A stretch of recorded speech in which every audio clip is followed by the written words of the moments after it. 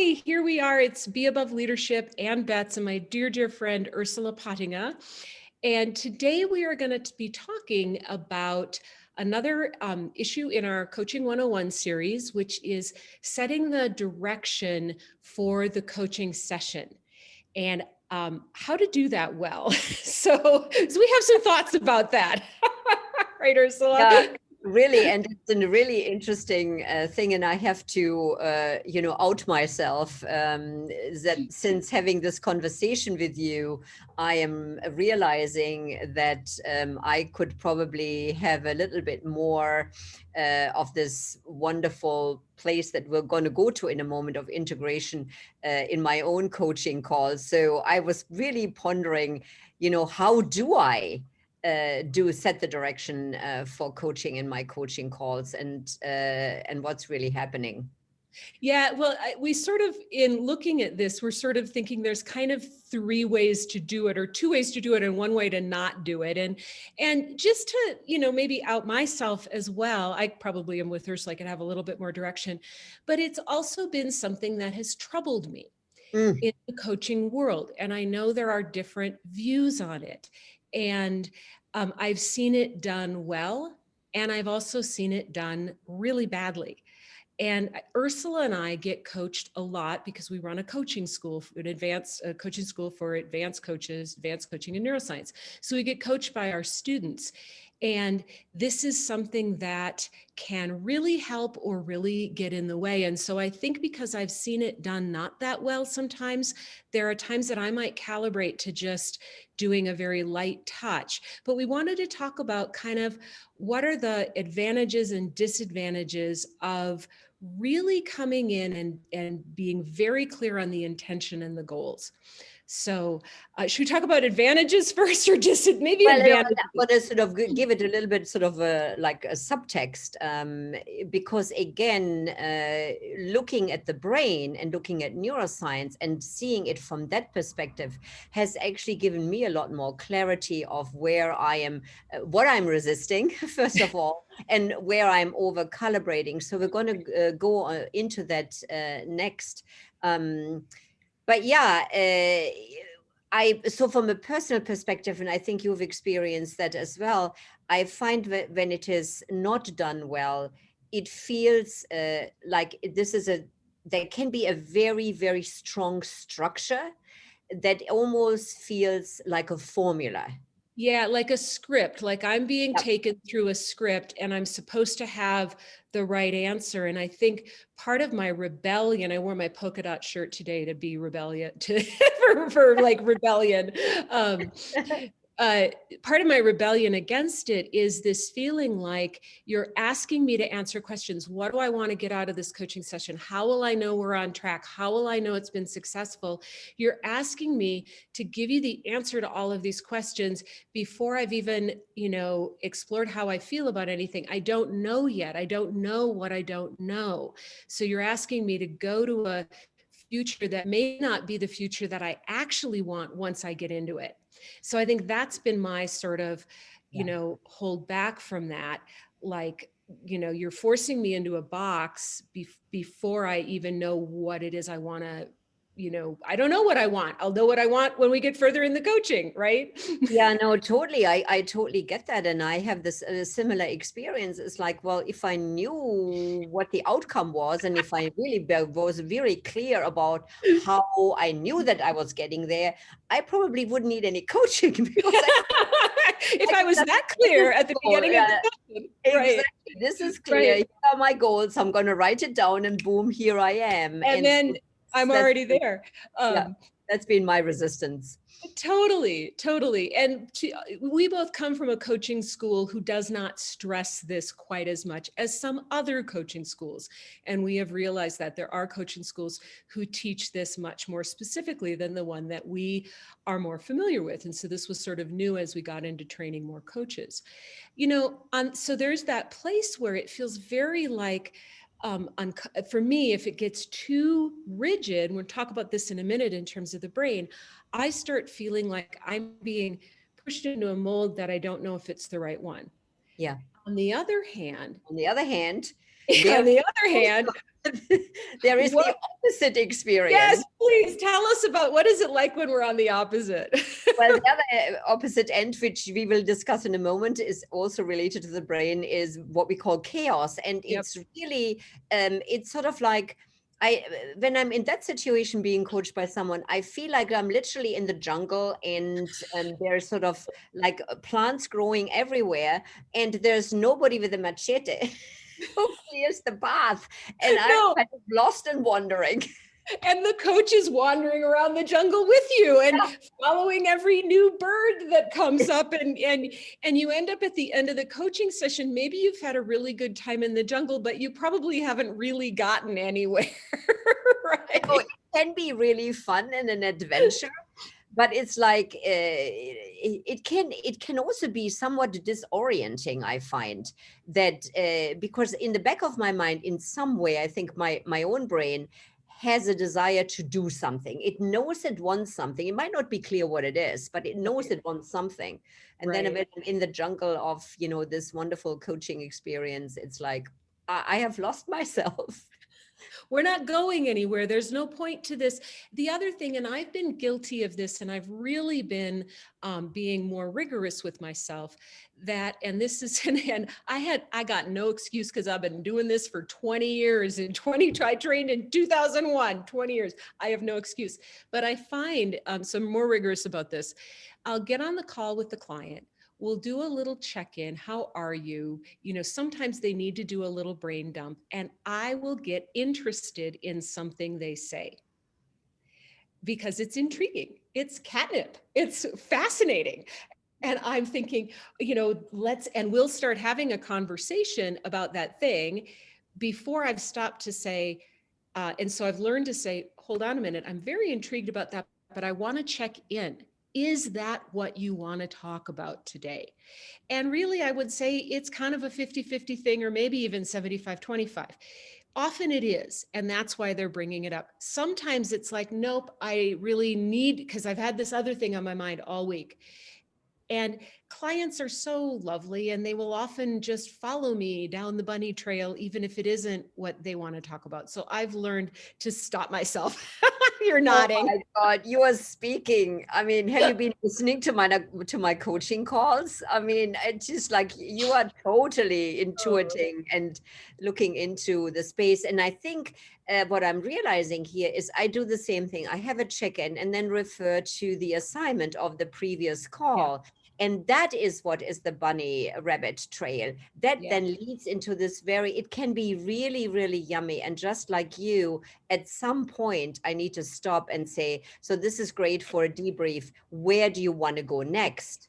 Yeah. Rather than, to keep going along that same route. Well, I think that makes sense to me. And there's probably coaches nodding their heads as well, because often there's so much learning in the Yeah. debrief. Oh, And it totally. really is contributing to what we might call the big A agenda of the client, who they're becoming, what they're learning, how this all fits together. So, and it would not do the client any service if we did not give them some chance. But when you look at your watch and you realize it's been a half an hour debrief and you have no idea what's on the coach's mind today and you have 15 more minutes, that's probably not best practice in coaching. And frankly, on your PCC or MCC recordings, you're not going to pass. I mean, again, I have to out myself, and I promise all you clients that are my clients and all my potential clients, I promise, I will be much better after this call. But it has been my experience that I go, oops. Oops, I am so sorry. You probably had something that you really wanted to talk about. Like, what was it? I just love this. My adorable clients always say, no, this is really good. This is really good. And yes, there was something else on my agenda. And it's like, yeah, I apologize. Let's go there now. But And oh boy. It's that co-creative dance, because everything that you're doing in the debrief is for the sake of the client. It's for the sake of their learning. You're not just saying Me Too stories. It's not, oh yeah, that you're not chit-chatting like friends. No. So it's this co-creative dance.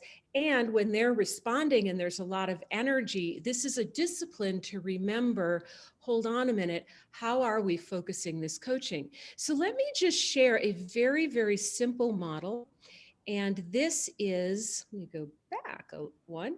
This is a pretty simple model of the right and left hemisphere of the brain. There's a lot more detail to this, but it has to do not with the fact, the sort of the myth, the neuro myth, we might say, that the right brain's creative and the left brain's logical. We actually know from research that the most creative people have the most going on in both sides. The most logical people actually take on both sides. But each part of each hemisphere is actually processing information in a somewhat different way. How the right approaches creativity is different than how the left does.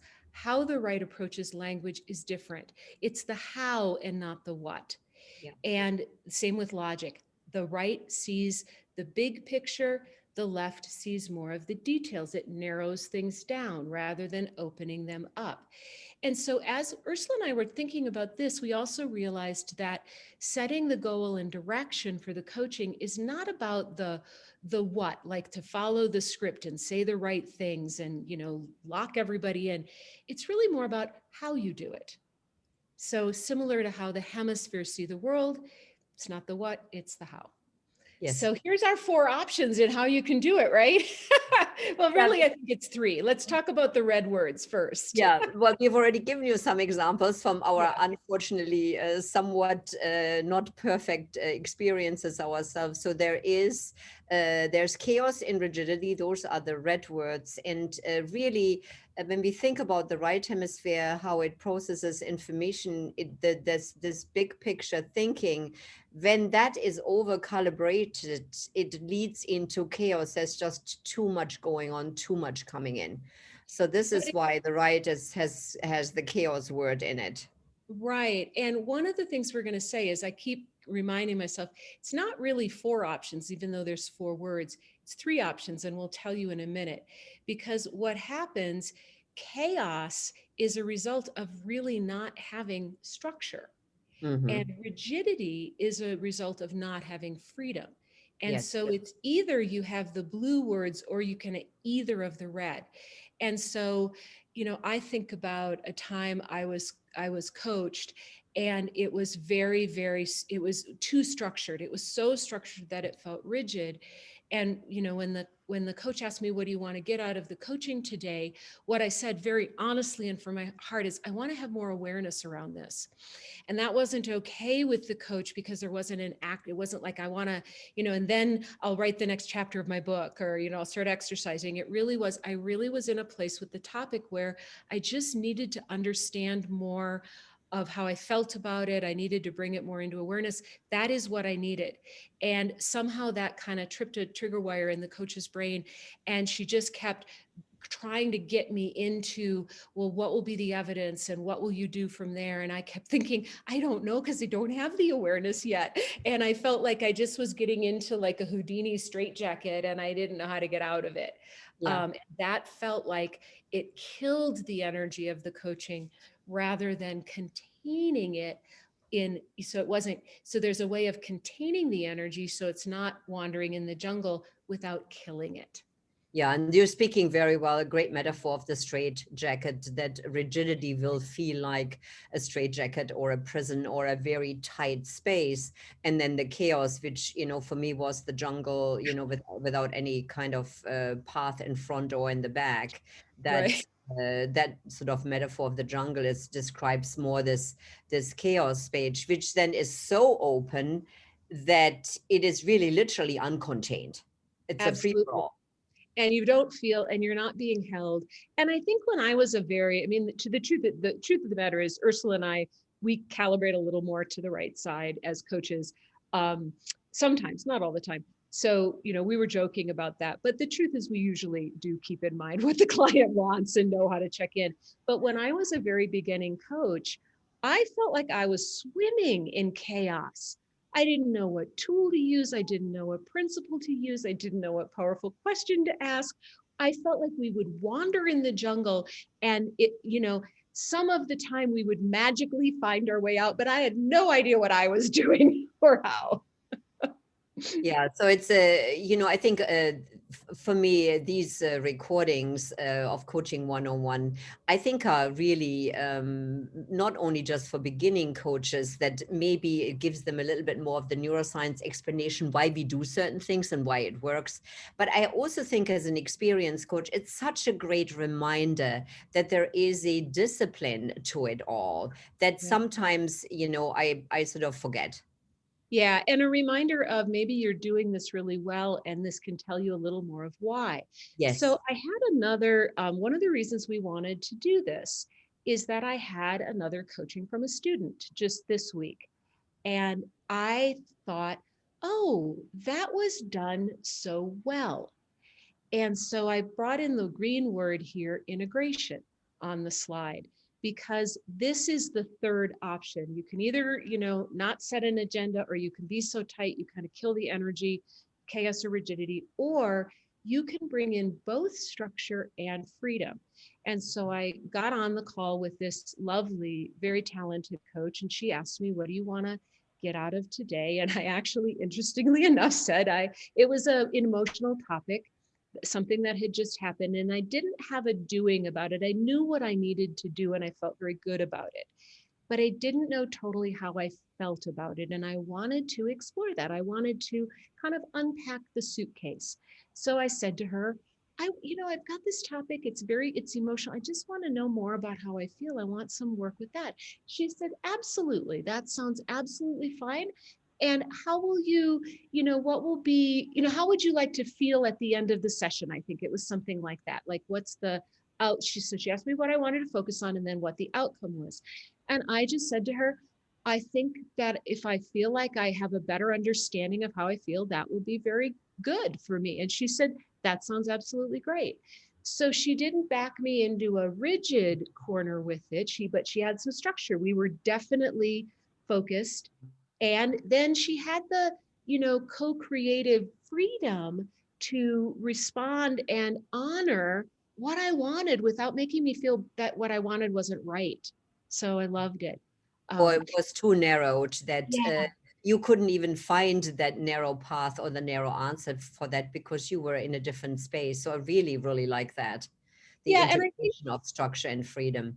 and then at the very end, I think she did come back to ask me if there was anything that I needed to do about it. And I think I said there really wasn't at that time. It wasn't an actionable thing, but I said, but I felt a lot better. One of the things I noticed, in addition to her bringing in the structure and freedom in this integration space of setting the focus for the coaching, was that it also focused my brain. So, Yes. without it, it's not just the coach that's in chaos, it's the client that can be in chaos. And it was like, oh, okay, that's what we're doing. That's what I said I wanted. Yep. And my brain got a little more, a little less foggy. Yeah, So no, I really like that. In one of the classes that I led recently, we talked about that a structure with freedom can prime the brain of the client, and yeah. that's really a priming of the brain. You're setting some context. You're setting the road, and that really helps prime the brain of the client of going, this is where we're going, and it really adds an enormous amount of safety. Yes, I think so. And I think in order to do it, and this might be really obvious, so, it's where do you want to put the client? You want to give them this sense of flexibility. We might call it dancing in the moment. What's the term that one of the coaching schools used? Flexibility, responsiveness, as well as structure, which feels very much in the, we would call that in our language above the line in the blue words. And the coach needs to be there as well. And, so if the coach is in a place where they're stuck in a loop about doing it perfectly or doing it right, or, getting it right or passing the test or anything like that, that can key them a little more to rigidity or Yeah, chaos. It could take them either place. yeah, So either place. if the coach is there, so the coach has to get themselves kind of in that place of like, okay, openness and some structure. Yeah, no, really, really, really love that.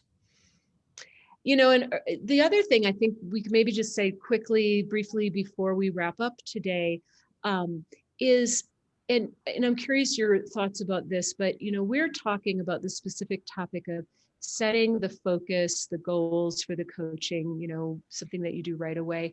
Can you just talk a little bit about how this structure and freedom actually shows up everywhere in coaching? Well, it's Sorry. no, my brain was actually going somewhere else. Oh, okay. You can ask My me brain, that. my brain was going, where else does it show up? Not Hmm. only in coaching, but where else in life is it showing up? Because I think this notion of structure and freedom shows up everywhere. Now, back to coaching. For example, when we do visioning, for Mhm. example, the vision is, for me, is this beautiful space of freedom and openness and possibilities. But I also feel that a vision also needs to have a little bit of structure at the end of it. That vision needs to have at least a little bit of a plan so it can move forward. Otherwise it will just stay in the place of vision and nothing ever will get done about it. So Yeah. that is again a place where I think I see that play out. That makes sense. And I think the only other thing I would add, and this is something that we do in our training program for coaches, is that we have a lot of tools. And the tools will generally, not always, but generally have a beginning, a middle, and an end. And I know there are tools in other coaching schools. There's things that I learned as a beginning coach that actually have a scaffolding. I would call it a scaffolding to them. Yeah. And occasionally we'll have students come back and say, and in fact, this happens a fair amount. Well, if I use this tool, am I leading the client? Mhm. And what I always remind them is the structure is not the content. If you start telling your client what the content is that should go in the tool, then that's leading them. But if you're just providing, it's like you're providing this empty room with four walls. They decorate it, with their awareness and their insights and through your powerful questions. But you are not telling them what picture to put on the walls and what rug to put on the floor. You're just providing this room rather than this completely open space. And often, our tools are mostly neuroscience tools, and they often work really well because we can see that the client's in a particular state. And if we give them this kind of room, they're more likely to be able to make the next movement forward. So structure is not control, and it's not your agenda. It's just it's just your boundaries for the coaching. Yeah, no, I really like that, and I know that sometimes we have students that struggle with this, and again, it is, they're over calibrating. Well, this is the structure, and this sounds really like it boxes me in because here are the questions, and rather than doing it that way, is really going back to integration and saying, well, as you said, this is the scaffolding, and within that scaffolding, you have the freedom to move. You put your own questions in and see where it goes, rather than Yeah. taking it at, this is the road and this is how we must go. Yeah, so it's I really love that you said this is everywhere in life. This is Yeah. parenting, it's being a good partner, it's being a good friend, is this constant dance between, and it really literally is between the two halves of our brain. So hope this was helpful. Thank you for joining us today. Thank you for checking out Be Above Leadership's Coaching 101, and we'll see you next time. Oh, be sure to subscribe to our channel and hit like. It helps us with the analytics. Yes.